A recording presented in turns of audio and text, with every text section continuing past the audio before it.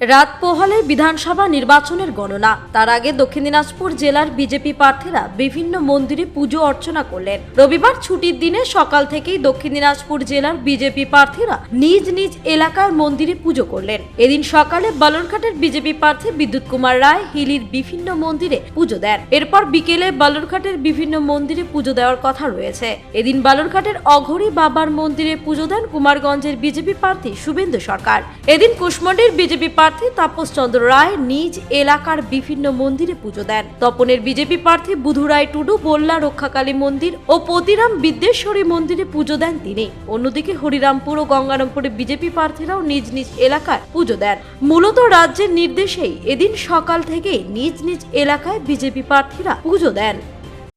বিভিন্ন মন্দিরে আজকে পুজো দিচ্ছে, কোথায় কোথায় পুজো দিলেন, কি কারণে কালকে আমি 4টে মন্দিরে পুজো দিয়েছি, আজকে এখানে এসেছি অঘরী বাবা মন্দিরে। পশ্চিমবাংলার সকল জনগণের মঙ্গলার্থে এবং কালকে আমাদের গণনা আছে, গণনায় যাতে নির্বিঘ্নে হয়। এবার নির্বাচন পশ্চিমবাংলায় নির্বিঘ্নে হয়েছে, সেই কামনার্থে এবং বাংলায় যাতে শান্তি বিরাজ করে বিজেপির সরকার আসছে। তার আগে একটু মায়ের দর্শনে নিয়ে মায়ের কাছে আশীর্বাদ নিয়ে যাচ্ছি, যাতে সকলেই ভালো থাকেন এবং শান্তি বিরাজ করে। নির্বাচনের পরবর্তীতেও যাতে বিগত দিনের মতো এই বাংলায় রক্ত না ঝরে, তার জন্য মায়ের কাছে কামনা করছি। আপনারা দেখছি দক্ষিণেশ্বর প্রায় প্রত্যেক বিজেপি প্রার্থী তুলছেন, দলীয় নির্দেশ। আমরা দেখুন, জানেনই যে বিজেপি মানে আমরা একটু পূজা অর্চনায় বেশি বিশ্বাসী। ব্যক্তিগতভাবে আমি আরও ভীষণ, সেজন্য সকলেই করছি। আমাদের এরকম সিদ্ধান্তও নিয়েছি আমরা আজকে পুজো দেব, সকলের মঙ্গল কামনা করব, সেই জন্যই আজকে এসেছি। একটা টেনশন তো থাকেই, পরীক্ষার আগে ছাত্রের যেমন একটা ইয়ে থাকে, কিন্তু আশাবাদী সরকার হচ্ছে বাংলায়, সাথে সাথে আমাদের এই জেলার 6টি আসন আমরা জয়লাভ করব। দাদা, বিভিন্ন জায়গায় মন্দিরে পুজো দিলেন, আগামীকাল গণনা, তার আগে পুজো দিলেন, কেন পুজো দিলেন, কোথায় কোথায় পুজো দিলেন? পুজো দিলাম যে বাংলার যে এবার তো স্বতঃস্ফূর্তভাবে ভোটাররা ভোট দিয়েছে, ভোটাধিকার প্রয়োগ করেছে যে নতুন বাংলা হবে।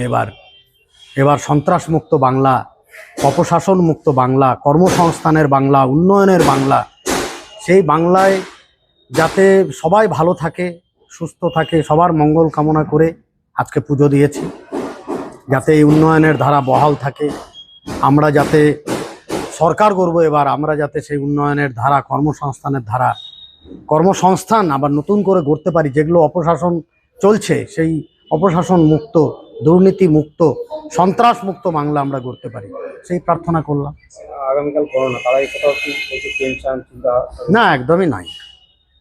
এবার তো আমরা সরকার গড়ছি, মানে এবার মানে কম হচ্ছে বা এরকম ব্যাপার আছে? না, এরকম কিছু আমার কোনো ব্যাপার নেই, নো টেনশন। নমস্কার, বন্দে মাতরম, ভারত মাতাকে জয়।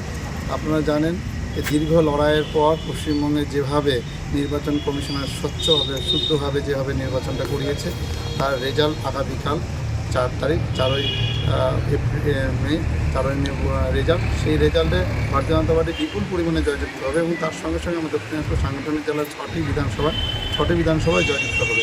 এবং আমরা কুশমন্ডি বিধানসভার সকল কার্যকর্তাদের নিয়ে আজকে বাগড়া মায়ের মন্দিরে পুজো দিলাম এবং মায়ের কাছে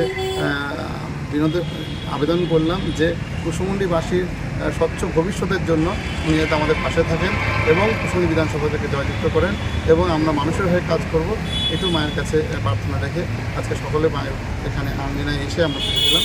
এটুকুই বলা ছিল। এই বলে শেষ করতে বন্দে মাতরম, ভারত মাতাকে জয়। নমস্কার। বালুরঘাট থেকে মান্টি সিং এর রিপোর্ট, কুলিক নিউজ।